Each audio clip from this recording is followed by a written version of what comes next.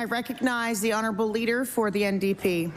Thank you, Madam Speaker. Nearly 90% of our coast is privately owned, but we are coastal people and we all have an interest in its protection and conservation. A recent study between researchers at Dalhousie, St. Mary's and McGill looked at the impact of development on the Bay of Fundy and found that, quote, if coastal management was centred on individual property owners and infrastructure like seawalls, the long-term impacts could include the loss of biodiversity and destruction of coastal neighbourhoods from more intense storms. My question to the Premier is, why is he willing to leave our ecosystem and our coastal neighbourhoods at risk? I recognize the Honourable Minister of Environment and Climate Change. Thank you, Madam Speaker. And Madam Speaker, our Coastal Action Plan is a fundamental overall component to us adapting and mitigating the realities of climate change. We know through the risk assessment that more intense storms are going to become more and more problematic. That is why we have the Environmental Goals and Climate Change Reduction Act. That's why we have the Nova Scotia Climate Plan. That's why we have the risk assessment, and that's why we now have the Coastal Action Plan. All of this working together will help support municipalities. Municipalities are responsible for zoning. As a provincial government, we are there to help support our municipalities as they work with their key stakeholders to ensure residents do not build in unsafe areas. Thank you, Madam Speaker. I recognize the Honourable Leader for the NDP with her first supplementary. Thank you, Madam Speaker. We also have and have passed in this House a Coastal Protection Act. A strategy is not an act. Last winter, municipalities expressed deep frustration and confusion with this government's abandonment of the Coastal Protection Act. And this sentiment remains. As Councillor Larry Turner of the municipality of Pictou County recently explained, there's species at risk. There's nature that is going to be changed by coastal erosion. There's a whole dynamic that's happening other than human activity.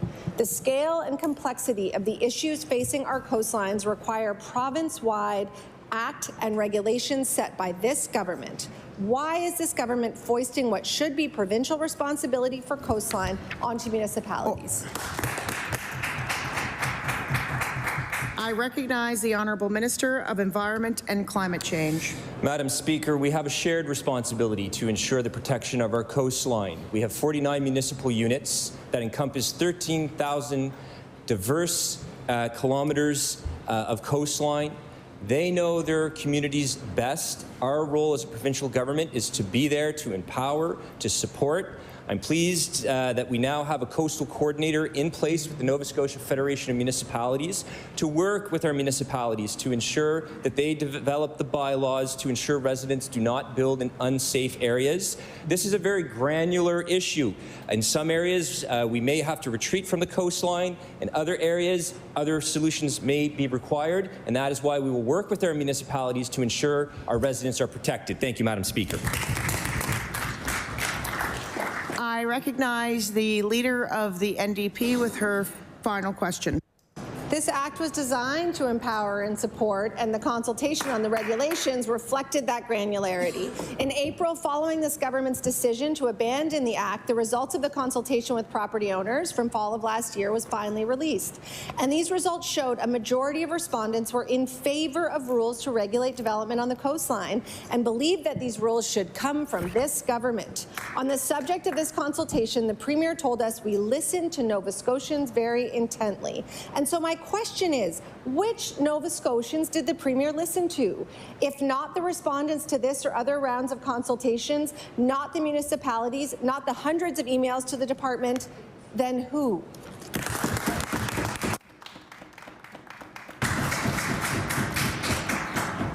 I recognize the Honourable Minister of Environment and Climate Change. Thank you, Madam Speaker. And Madam Speaker, I've been consistent over the past 6 months. There is a diversity of opinion on this, and we've arrived at a action plan that is balanced and comprehensive, that supports informed decision-making, that supports municipal leadership, along with deploying resources immediately. And I want to take this opportunity to correct the record. This morning, when the NDP press release went out, it indicated the government refuses to release the results of its most recent public consultation. That is categorically false, Madam Speaker. On April 19th, we released the results of that report. We posted it on our website, and Madam Speaker, I will table that report, which was released April 19th, along with it. The information is still available on our website today.